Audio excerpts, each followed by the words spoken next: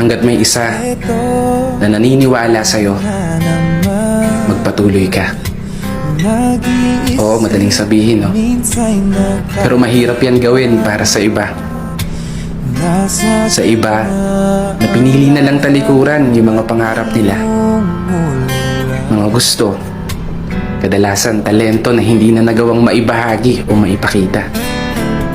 Propesyon na balang araw sana maging, ngunit naging isang panaginip na lang dala ng pangamba na baka hindi para sa'yo, at inisip na lang na siguro baka para sa iba. Kasi masakit ang katotohanan na kung sino pa yung mga personal na hindi mo kilala, sila pa yung palagi magpapaalala sa'yo na magaling ka.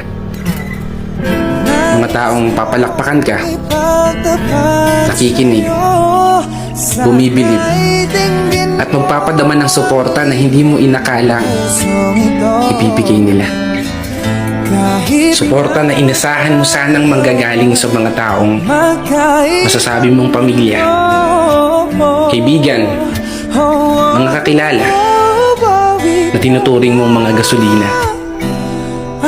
dahilan ng bawat gana sa araw na pinipilit mong umarangkada. Pero hindi doon nagtatapos ang kwento mo. Tandaan mo sana palagi na hindi basihan ng bilang ng mga naniniwala sa'yo.